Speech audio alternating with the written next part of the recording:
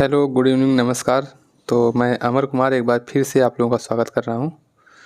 तो हम लोगों ने बच्चों पिछली कक्षा में जो था पृथ्वी की गतियों के बारे में पढ़ा था। उसके बाद देशांतर और अक्षांश रेखाओं के बारे में हम लोगों ने अच्छे से स्टडी कर लिया था। आज जो है इसी को आगे बढ़ाते हुए आज का हमारा जो टॉपिक है ये पृथ्वी की आंतरिक संरचना से संबंधित हमारा आज का टॉपिक है। तो आज हम लोग पृथ्वी की आंतरिक संरचना को पढ़ेंगे। तो जल्दी से आप लोग इसको शेयर कर दीजिए और अपने सभी दोस्तों को जोड़ दीजिए, ठीक है। तो क्या स्टार्ट करेंगे आज हम लोग पृथ्वी की आंतरिक संरचना के बारे में पढ़ेंगे। हम जिस पृथ्वी पर रह रहे हैं उसी के बारे में हम लोग स्टडी कर रहे हैं, उसी के आंतरिक संरचना के बारे में हम लोग जानेंगे, समझेंगे और उससे संबंधित जो भी तथ्य हैं उसको देखेंगे। और अगर एग्ज़ाम में क्वेश्चन बनेगा हमारे तो उसको फोड़ के आएंगे, ठीक है। तो आइए स्टार्ट करते हैं। पृथ्वी की वर्तमान संरचना अनेक भौगोलिक परिघटना का परिणाम है। अनेक भौगोलिक परिघटना से तात्पर्य है कि जैसे कई तरह का भौगोलिक जो है घटनाएं हुई हैं उसके परिणाम स्वरूप हमारे पृथ्वी की आंतरिक संरचना देखने को मिलती है। पहले माना जाता था जब जैसे पृथ्वी की उत्पत्ति हुई थी, जब ग्रहों की उत्पत्ति हुई थी तब हमारी पृथ्वी आग की जलती हुई गोला थी। क्या थी? आग का जलता हुआ गोला। उसके बाद ऐसे ऐसे समय बीतता गया, हज़ारों साल पहले। फिर उसके बाद भारी वर्षा हुआ, इतना वर्षा हुआ इस पृथ्वी पर, इतना वर्षा हुआ कि जो आग का गोला था पृथ्वी वो हिम में बदल गया, यानी कि पर्वत जो थे वो पूरे बर्फ़ से ढक गया, पूरी पृथ्वी, ठीक है। फिर आगे फिर ऐसे ही चलता रहा, हज़ारों वर्षों अरबों वर्ष तक ऐसे चलता रहा। फिर धीरे धीरे जो है वायुमंडल का निर्माण हुआ, वायुमंडल बनना स्टार्ट हुआ। फिर वायुमंडल जब बना तो जीव जंतु भी उत्पन्न होने लगे। तो इस तरीके से पृथ्वी का विकास हुआ, उसको देखेंगे आप लोग अच्छे से, ठीक है। तो इस तरीके से हमारी पृथ्वी का विकास हुआ। लेकिन इसकी आंतरिक संरचना भी अभी भी जो है पृथ्वी अंदर से अभी भी गर्म है, ठीक है। उसको हम लोग स्टडी करते हैं, यहाँ देखते हैं कि किस तरीके से पृथ्वी की आंतरिक संरचना है और इस बुक में कितने अच्छे से एक्सप्लेन किया गया है उसको हम लोग यहाँ जल्दी जल्दी कवर करते हैं, ठीक है। आइए यहाँ देखिए क्या दिया गया है, ठीक। पृथ्वी की आंतरिक संरचना का अध्ययन प्राकृतिक व अप्राकृतिक साधनों द्वारा किया जाता है, ठीक है। जैसे प्राकृतिक साधन के माध्यम से भी किया जाता है और अप्राकृतिक साधन के माध्यम से भी किया जाता है। जैसे प्राकृतिक साधन में जैसे कुछ प्राकृतिक सिस्टम, जैसे भूकंप आ गया, भूकंप के माध्यम से भी पृथ्वी की आंतरिक संरचना को देखा जाता है।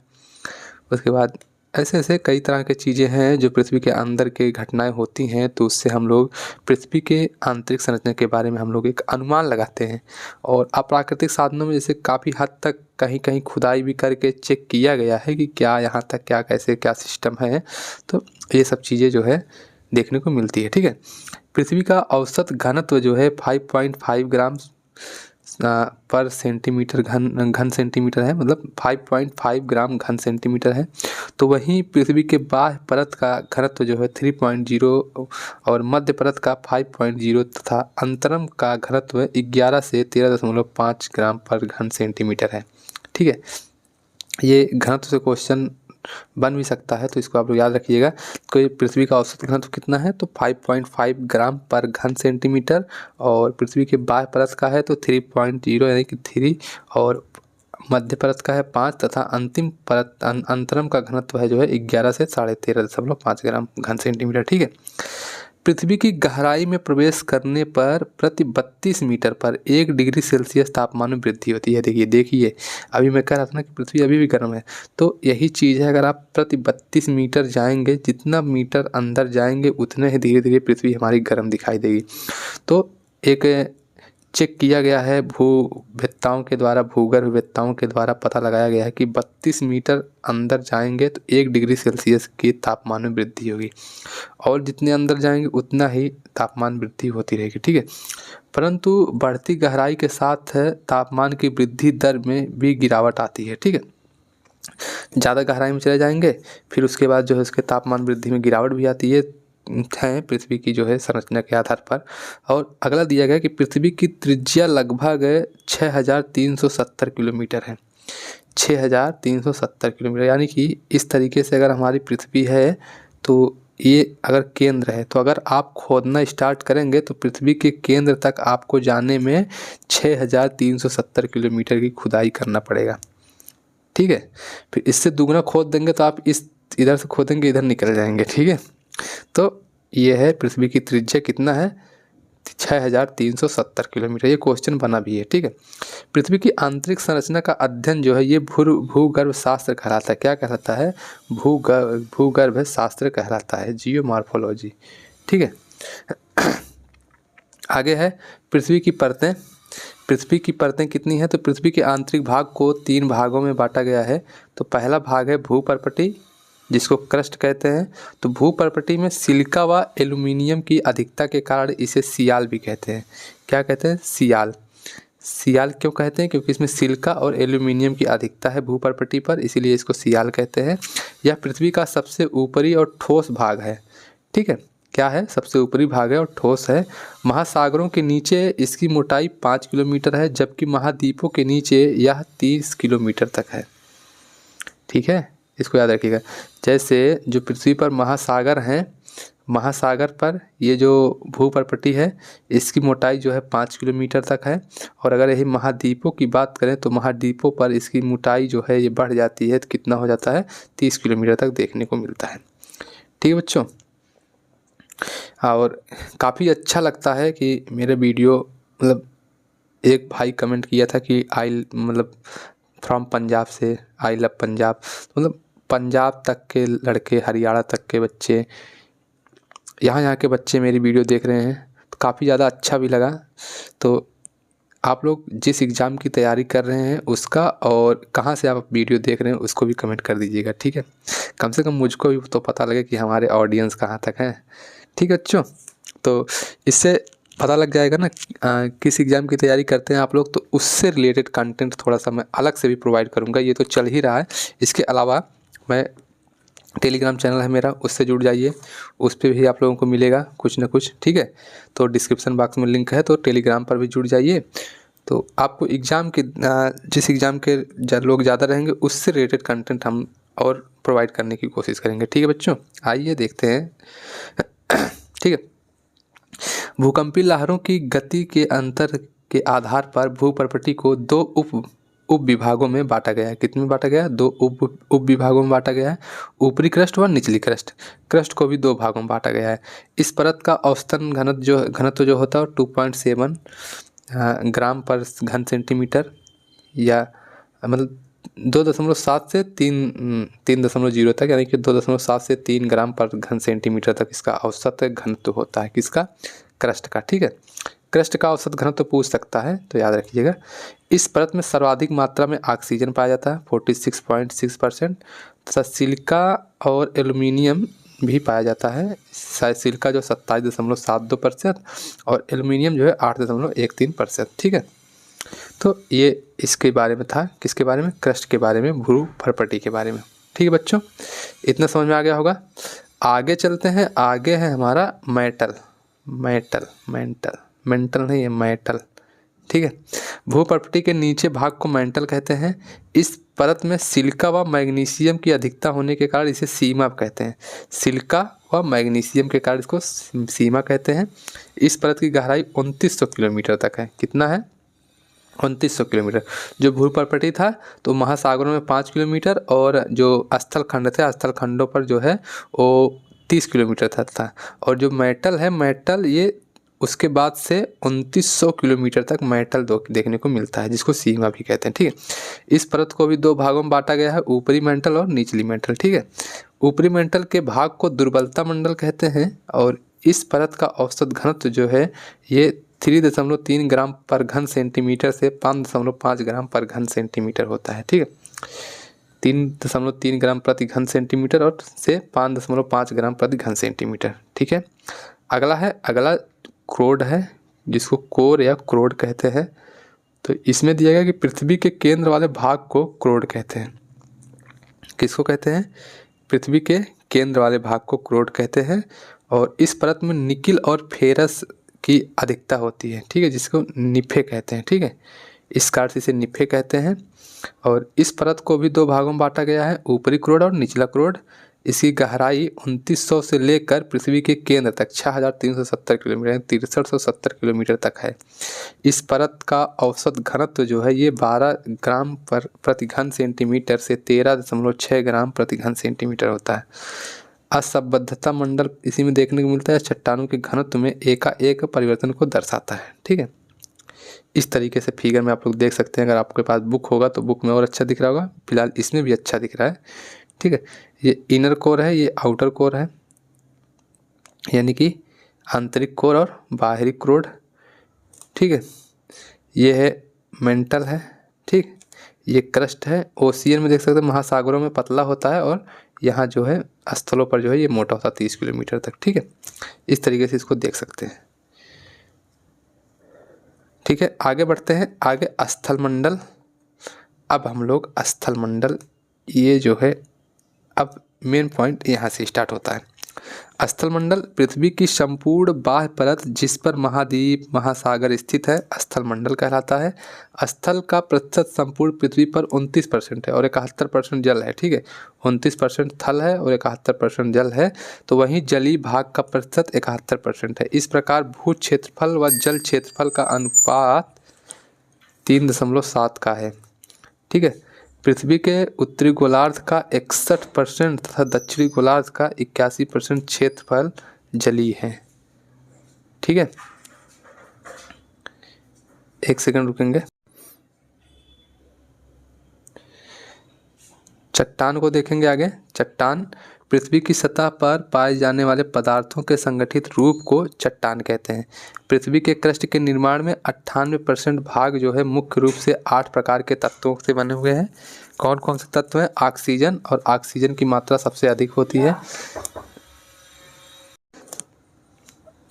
सिलिका 28%, एल्युमिनियम 8%, लोहा 5%, कैल्शियम, मैग्नीशियम, सोडियम, पोटेशियम ये सब पाए जाते हैं। ठीक है, उत्पत्ति के आधार पर चट्टानों को 3 भागों में विभक्त किया गया है। कौन कौन से भाग हैं?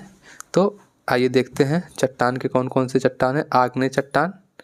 ठीक है, कौन कौन से चट्टान है? आग्नेय चट्टान, उसके बाद कायांतरित चट्टान और अवसादी चट्टान। ठीक है, आग्नेय चट्टान, अवसादी चट्टान और कायांतरित चट्टान, या कायांतरित को रूपांतरित भी कहते हैं। ठीक है, आग्नेय चट्टान को देखते हैं। आग्नेय चट्टान का आशय अग्नि से है। इसका निर्माण मैग्मा व लावा के जमाव से होता है। किससे होता है? मैग्मा व लावा के जमाव से होता है। आग्नेय चट्टान को प्राथमिक चट्टान भी कहते हैं क्योंकि इसी चट्टान से अन्य चट्टानों का भी विकास होता है, आग्नेय चट्टान से। ठीक है, पृथ्वी की उत्पत्ति के पश्चात सर्वप्रथम आग्नेय चट्टानों का निर्माण हुआ था।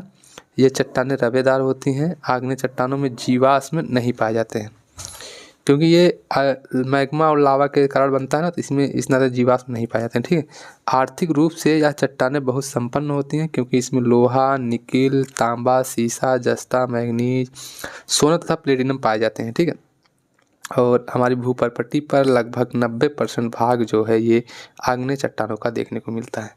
ठीक है, आग्नेय चट्टान हो गया। और सादी चट्टान देखते हैं। इसमें क्या है कि इन चट्टानों का निर्माण आग्नेय व रूपांतरित चट्टानों के अपक्षय, अपर्दन एवं निक्षेपण से फलस्वरूप होता है। ये चट्टानें परतदार होती हैं। इन चट्टानों में जीवाश्म पाए जाते हैं। ये याद रखिएगा, इन चट्टानों में जीवाश्म पाए जाते हैं। इंपॉर्टेंट पॉइंट है। अवसादी चट्टान, अवसादी चट्टानों में कोयला, पेट्रोलियम और जैसे जैविक खनिज जो हैं ये पाए जाते हैं। ठीक है, ये इतना याद रखिएगा। आगे बढ़ते हैं। आगे कायांतरित चट्टान। जो कायांतरित चट्टान है ये उसके निर्माण से बनता है। ठीक है, कायांतरित चट्टान जब अत्यधिक ताप, दाब और रासायनिक क्रियाओं के कारण आग्नेय तथा अवसादी चट्टानों के स्वरूप में परिवर्तन हो जाता है तो इसी को कायांतरित चट्टान कहते हैं। जैसे अत्यधिक ताप होता है, ताप पड़ता है तो जो अवसादी चट्टान रहते हैं, जो आग्नेय चट्टान रहते हैं, वो उनका रूप परिवर्तन हो जाता है, काया पलट हो जाता है, कायांतरित हो जाते हैं। इसीलिए इनको रूपांतरित या कायांतरित चट्टान भी कहते हैं। ये चट्टानें सर्वाधिक कठोर होती हैं और इसमें भी जीवाश्म नहीं होता। यानी कि जीवाश्म कहाँ रहेगा? जब तापमान ज़्यादा हो जाएगा तो वैसे जीवाश्म मर जाएंगे, तो कहाँ से जीवाश्म होगा? तो इसीलिए इसमें भी जीवाश्म नहीं होते। तो जीवाश्म किस में सिर्फ पाए जाते हैं? सिर्फ अवसादी चट्टानों में जीवाश्म पाए जाते हैं। ठीक है, ज्वालामुखी के बारे में देखते हैं। वोल्केनो, पृथ्वी पर पाए जाने वाले बीवर या छिद्र जिससे लावा या राख, गैस, जलवाष्प, धूलकण आदि उद्गार होता है ज्वालामुखी कहलाता है। ज्वालामुखी उद्गार में निकलने बड़े बड़े टुकड़ों को ज्वालामुखी बम कहते हैं। क्रेटर जो होता है ये समुद्र के शीर्ष पर विस्फोट प्रक्रिया के द्वारा बनता है, जिसको गर्तनुमा आकृति को क्रेटर कहते हैं। क्रेटर में जल भर जाने के कारण क्रेटर झील का भी निर्माण होता है, जैसे लोनार झील जो महाराष्ट्र का है। ठीक है, महाराष्ट्र का लोनार झील क्या है? क्रेटर झील है।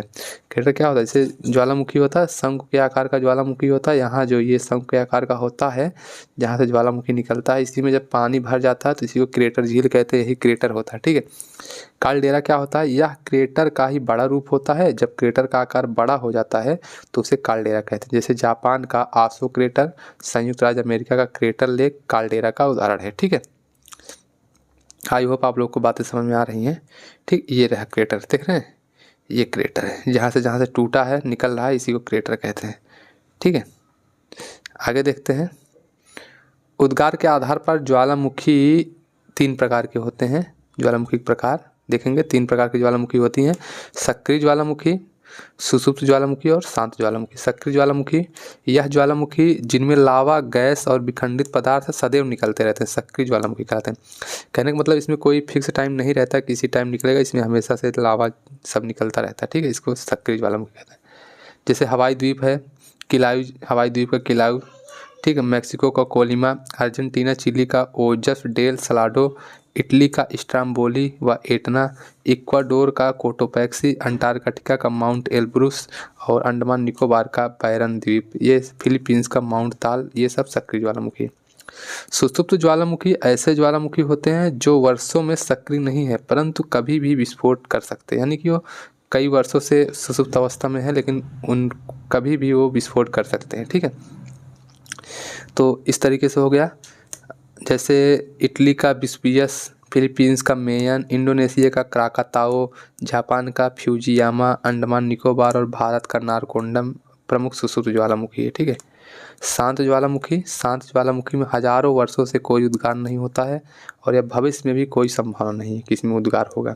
जैसे तंजानिया का किलिमंजारो, इक्वाडोर का चिम्बे राजो, म्यांमार का पोपा, ईरान का देवबंद और कोह सुल्तान, ये सब शांत ज्वालामुखी। ठीक है, ज्वालामुखी से क्वेश्चन बनता है, ऐसे डायरेक्ट पूछेगा किलिमंजारो कहाँ का ज्वालामुखी है या किस टाइप का ज्वालामुखी है, चिम्बाराजो किस टाइप का ज्वालामुखी है, नाराकुंडम किस प्रकार का, ये सब वजह डायरेक्ट क्वेश्चन बनता है किस टाइप का ज्वालामुखी। ठीक है, समझ में आ रहा है ना?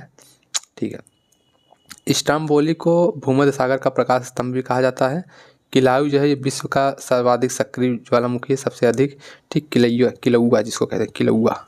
एटना यूरोप का सबसे अधिक सक्रिय ज्वालामुखी है और एकांकागुआ विश्व का सबसे ऊंचा शांत ज्वालामुखी है जो इंडीज पर्वतमाला पर स्थित है। कहाँ पर स्थित है? इंडीज पर्वतमाला पर। ठीक है, आगे बढ़ते हैं। भूकंप के बारे में, भूकंप को भी क्लियर कर लेते हैं। तो पृथ्वी की सतह पर ज्ञात अज्ञात कारणों से होने वाले कंपन को भूकंप कहते हैं। भूकंप के अध्ययन को सीस्मोलॉजी कहते हैं। क्या कहते हैं? सीस्मोलॉजी। जिस स्थान पर सर्वप्रथम भूकंपीय तरंगों का अनुभव किया जाता है उसे मूल, भूकंप का मूल कहते हैं। ठीक है, सेंटर या एपी सेंटर कहते हैं। ठीक है, जिन स्थानों पर भूकंपीय लहरों का सर्वप्रथम अनुभव किया था उसके अभिकेंद्र कहते हैं, उसको फोकस कहते हैं। ठीक है, और भूकंप तरंगों की तीव्रता को सीस्मोग्राफ यंत्र से मापा जाता है। इसके 3 स्केल होते हैं, रॉसीफेरल, मार्केली और रिएक्टर। ठीक है, रिक्टर। भूकंप के दौरान कई प्रकार के भूकंपीय तरंगें उत्पन्न होती है जिन्हें 3 भागों में बांटा गया है, पी तरंग, यस तरंग और ठीक है यल तरंग। पी तरंग जो होता है, पी तरंग ठोस व गैस तीनों माध्यमों में प्रवेश करती हैं। इस तरंग का औसत वेग 8 किलोमीटर पर सेकंड है। इस तरंग की तीव्रता सर्वाधिक होती है जिससे यह किसी भी स्थान पर सबसे पहले पहुंचती है। सबसे पहले पी तरंग किसी भी स्थान पर पहुंच जाती है। ये तीनों अवस्थाएं में जाती है, ठोस, द्रव, गैस, तीनों अवस्थाएं में प्रवेश करता है। ठीक है, इस तरंग का मार्ग अनुदैर्ध्य होता है अर्थात यह ध्वनि के समान होती है। यस तरंगे, सॉरी पी तरंगे। फिर यस तरंगे की बात करें जिसको द्वितीयक तरंग भी कहते हैं। यस तरंगों को अनुप्रस्थ तरंग कहा जाता है। यह ठोस माध्यम में ही गुजर सकती हैं। ठीक है, इसी से पता लगता है कि पृथ्वी का कौन सा हिस्सा है ठोस है, कौन सा क्या, कैसे आंतरिक संरचना का पता है। ठीक है, ये पी तरंगों के बाद पहुंचती है। ये तरल पदार्थों से नहीं गुजर पाती, इसलिए सागरी भागों में लुप्त हो जाती हैं।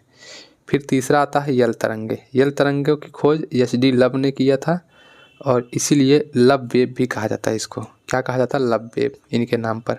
ये तरंगे सर्वाधिक विनाशकारी होती हैं, सबसे ज़्यादा विनाश करती हैं यल तरंगे।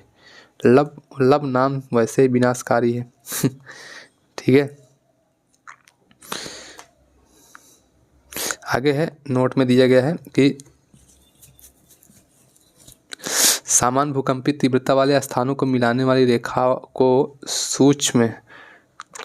समान भूकंपीय तीव्रता वाले स्थानों को मिलाने वाली रेखा को समभूकंपीय रेखा कहते हैं और एक ही समय पर आने वाले भूकंपीय क्षेत्रों को मिलाने वाली रेखा को हीमोसिस्मल लाइन कहते हैं। जैसे यहाँ भी भूकंप हुआ, यहाँ भी भूकंप आया, यहाँ भी भूकंप आया, यहाँ भी, तो इनको जो मिलाने वाली रेखा होती है एक ही टाइम में होता है जो, तो इसको जो है सिस्मो लाइन कहते हैं। ठीक है, नेक्स्ट है, पृथ्वी पर भूकंप क्षेत्र का वितरण निम्न है। प्रशांत महासागर तटीय पेटी, मध्य महाद्वीपीय पेटी और मध्य अटलांटिक पेटी, ये भूकंप क्षेत्र हैं। ठीक है, प्रशांत महासागर तटीय पेटी में विश्व के लगभग 63% भूकंप आते हैं। प्रशांत महासागर पेटी में पश्चिम में अलास्का से क्यूराइल, जापान, मेरियाना और फिलिपाइन खाई तक फैले प्लेट विवर्तन के किनारों पर भूकंप आते हैं, इसलिए जापान में ज़्यादा भूकंप देखने को मिलते हैं। अलास्का में भी भूकंप ज़्यादा आते हैं। ठीक है, मध्य महाद्वीपीय पेटी में विश्व के लगभग 21% भूकंप आते हैं और भारत का भूकंप क्षेत्र मध्य महाद्वीपीय पेटी के अंतर्गत आता है। ठीक है, यहाँ 21% भूकंप आते हैं। मध्य अटलांटिक पेटी में भूकंप आने का मुख्य कारण क्या है? सागर तल का प्रसारण है। ठीक है, आई होप आप लोगों को इतनी बातें समझ में आ गई। ज्वालामुखी भी क्लियर हो गया, भूकंप भी क्लियर हो गया। एक पॉइंट और क्लियर कर लेते हैं, पर्वत या माउंटेन कितने प्रकार के होते हैं? तो माउंटेन जो है 4 प्रकार के होते हैं। कौन कौन से? उत्पत्ति के आधार पर पर्वतों को 4 श्रेणियों में रखा गया है। ब्लॉक पर्वत, अवशिष्ट पर्वत, संचित पर्वत जिसको ज्वालामुखी पर्वत कहते हैं, और वलित पर्वत। तो ब्लॉक पर्वत, सबसे पहले ब्लॉक पर्वत देखते हैं। तो चट्टानों में स्थित भ्रंश के कारण जब मध्य भाग नीचे धंस जाता है तथा आसपास के भाग ऊंचे उठ जाते हैं तो उसे ब्लॉक पर्वत कहते हैं। ब्लॉक पर्वतों के बीच धंसे हुए भाग को रिफ्ट घाटी कहते हैं और ब्लॉक पर्वतों के शीर्ष समतल तथा किनारे तीव्र भ्रंश कगारों से निर्मित होते हैं, जैसे वाटसेज, ब्लैक फॉरेस्ट, साल्ट रेंज, ये सब जो है ब्लॉक पर्वत के उदाहरण हैं। ठीक है, साल्ट रेंज पाकिस्तान में है, ब्लैक फॉरेस्ट जर्मनी का है और वासजेज जो है ये फ्रांस का है ब्लॉक पर्वत। अवशिष्ट पर्वत की बात करें तो अवशिष्ट पर्वत जो है ऐसे पर्वत जो एक लंबे समय अंतराल में अपरदन की प्रक्रिया द्वारा काट छाट से निर्मित होते हैं। जैसे लंबे समय से अपरदन की क्रिया हो रही है, हवाओं के द्वारा अपरदन हो रहा है, तो काट छाट हो रहा है, तो ऐसे जो पर्वत होते हैं इसको अवशिष्ट पर्वत कहते हैं। जैसे विंध्याचल का हुआ, सतपुड़ा हुआ, नीलगिरी, पारसनाथ, राजमहल की पहाड़ियाँ, सियरा ये स्पेन में। ठीक है, मेसा एवं बूटे अमेरिका का पर्वत है, ये सब जो है अवशिष्ट पर्वत है। नेक्स्ट है ज्वालामुखी या संचित पर्वत। तो इसमें क्या है, यह भूपटल पर मिट्टी, बालू, कंकड़, पत्थर, लावा के स्थान पर जमा हो जाते हैं जिसके कारण पर्वत का निर्माण होता है और रेगिस्तान में बनने वाले बालू के स्तूप आदि ज्वालामुखी संचित पर्वत के अंतर्गत आते हैं। ठीक है, जैसे माउंट टिटिलिस स्विट्जरलैंड का है, किलिमंजारो अफ्रीका का है, Hood Shasta Mount Rainier Fujiyama Japan का है, कोटोपैक्सी इक्वाडोर का, ये सब ज्वालामुखी पर्वत हैं। ठीक है, जो ज्वालामुखी के माध्यम से, कहने का मतलब जो ज्वालामुखी पर्वत होते हैं, ज्वालामुखी उद्गार होता है उसमें। ठीक है, इतना चीज़ समझ में आ गया आप लोगों को। आगे है वलित पर्वत। ठीक, वलित पर्वत किसे कहते हैं? जब चट्टानों में पृथ्वी की आंतरिक शक्तियों के कारण मोड़ या वलन पड़ जाता है तो उसे मोड़दार या वलित पर्वत कहते हैं। किसके कारण? चट्टानों में पृथ्वी की आंतरिक शक्तियों के द्वारा जब मोड़ पैदा हो जाता है। ठीक है, जैसे आल्पस पर्वत फ्रांस का है, यूराल पर्वत है, राकी पर्वत है, इंडीज है, ये सब वलित पर्वत के उदाहरण हैं। ठीक है, तो इतनी चीज़ें समझ में आई होंगी आप लोगों को। ठीक, आगे का हम लोग कल पढ़ेंगे पठार। अगर वीडियो पसंद आया होगा तो वीडियो को लाइक कर दीजिएगा, नहीं पसंद आया होगा तो डिसलाइक कर दीजिएगा उससे ज़्यादा क्या करेंगे। ठीक है, पसंद आया हो या ना पसंद आया हो लाइक कर दीजिएगा और शेयर कीजिए अपने दोस्तों के पास, और सब्सक्राइब करने आपकी नैतिक कर्तव्य है, आप लोग सब्सक्राइब भी जरूर कीजिए। ठीक है, मिलते हैं कल, तब तक के लिए बाय बाय।